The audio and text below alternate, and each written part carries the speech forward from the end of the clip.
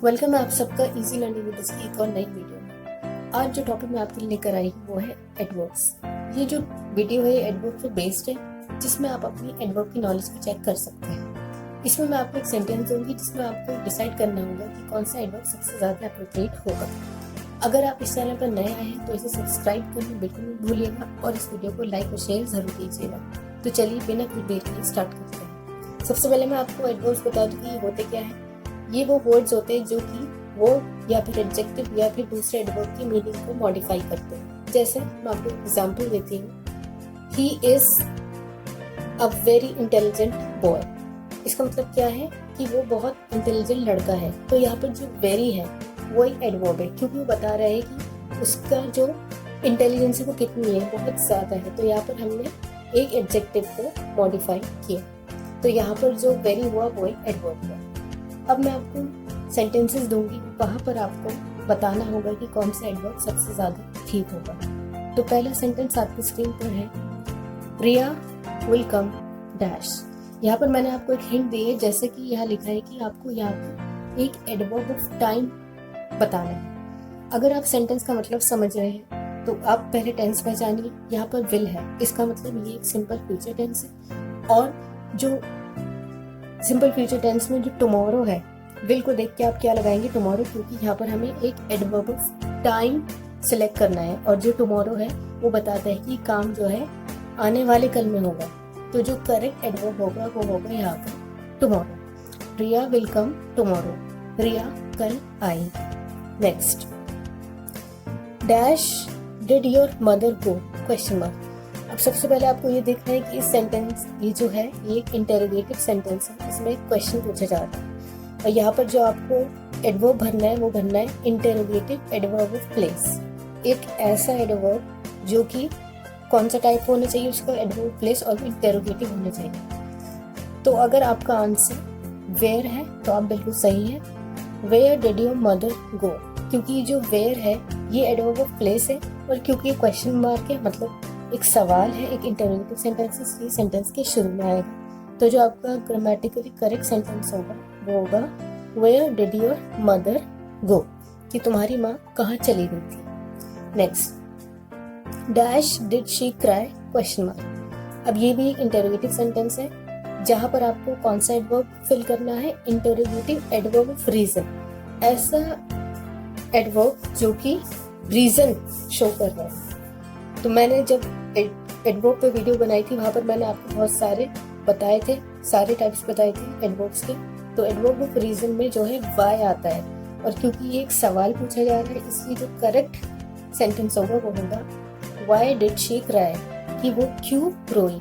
इस सेंटेंस में हम रीजन जानना चाह रहे हैं सामने वाले से कि वो क्यों रोई। आई होप कि आपको समझ आ रहा होगा कि किस तरह से हमने सेंटेंस को समझकर एडवर्ब को चूज करना है। Next sentence, I know the time dash he goes, कि मैं जानता हूँ, वो टाइम जानता हूँ जब वो जाता है। तो यहाँ पर जो आपको फिल करना है वो है रिलेटिव एडवर्ब। अब मैं आपको बता दूँ रिलेटिव एडवर्ब क्या होते हैं। रिलेटिव एडवर्ब वो होते हैं जो कि दो सेंटेंसेस को ज्वाइन करते हैं। These are the adverbs which join two sentences together। तो यहाँ पर आपको एक ऐसा एडवर्ब भरना है जो कि टाइम के साथ यूज होता है और वो रिलेटिव भी होना चाहिए। तो जो करेक्ट एडवर्ब होगा यहाँ पर वो होगा, I know the time when he goes, कि मैं वो वक्त जानता हूँ जब वो जाता है। तो यहाँ पर जो when है वो एक रिलेटिव एडवर्ब है और वो टाइम को शो कर रहा है। Next, the game is dash over।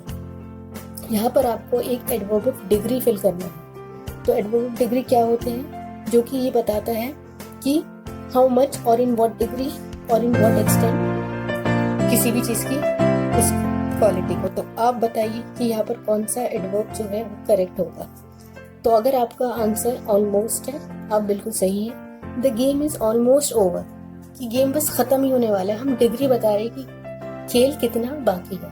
तो यहाँ पर जो ऑलमोस्ट है वो डिग्री को शो कर रहा है।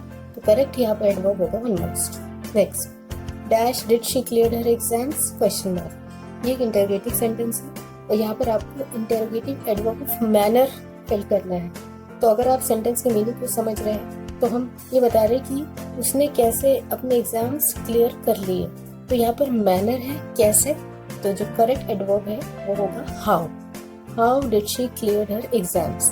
कि उसने अपने एग्जाम्स कैसे क्लियर कर लिए। यहाँ पर मैनर पूछा जा रहा है। Next, the child did dash answer him.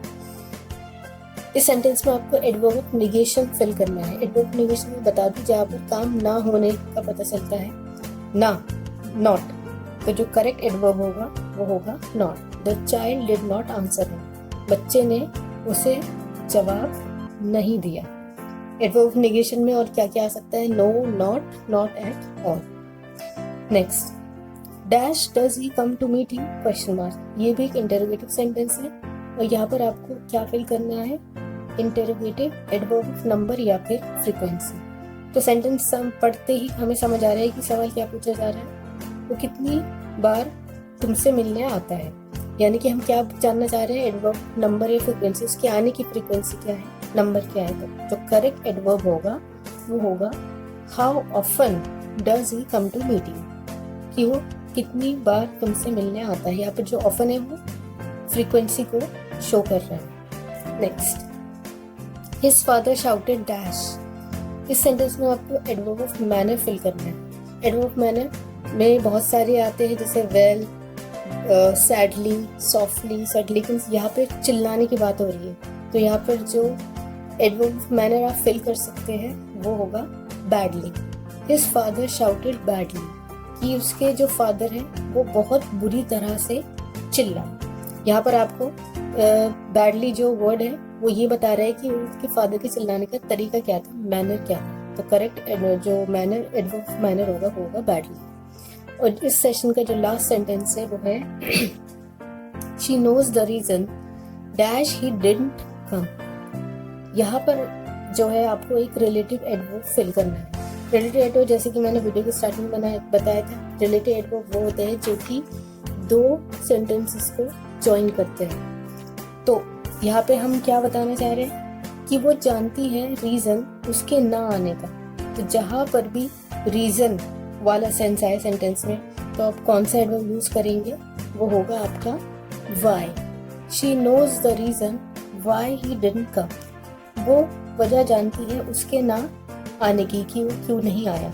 तो ये जो रिलेटिव एडवर्ब हुआ वो हुआ यहाँ पर वाई। तो आज की क्लास में बस इतना ही। आई होप कि आपको समझ आया होगा कि अगर इस तरह के सवाल आपके सामने आते हैं, इस तरह के क्वेश्चन बहुत ज़्यादा कॉम्पिटिटिव एग्जाम में पूछे जाते हैं, वहाँ पर स्टूडेंट जो है बहुत ज़्यादा कंफ्यूज होते हैं, क्योंकि वो ये डिफ्रेंशिएट नहीं कर पाते कि उन्हें कौन सा एडवर्ब फिल करना है। तो मुझे लगता है कि ये वीडियो आपके लिए बहुत हेल्पफुल होगी। तो जितना ज़्यादा हो सके इस वीडियो को लोगों तक पहुँचाएं, इसे शेयर कीजिए। वीडियो अच्छी लगी हो तो इसे लाइक करना बिल्कुल नहीं भूलिएगा। और अगर आप चाहते हैं कि मैं इसी तरह की वीडियोस आपके लिए लाती रहूं तो प्लीज़ मुझे कमेंट सेक्शन में ज़रूर बताइएगा। और मेरे चैनल इजी लर्निंग को सब्सक्राइब करना बिल्कुल नहीं भूलिएगा। Thank you so much.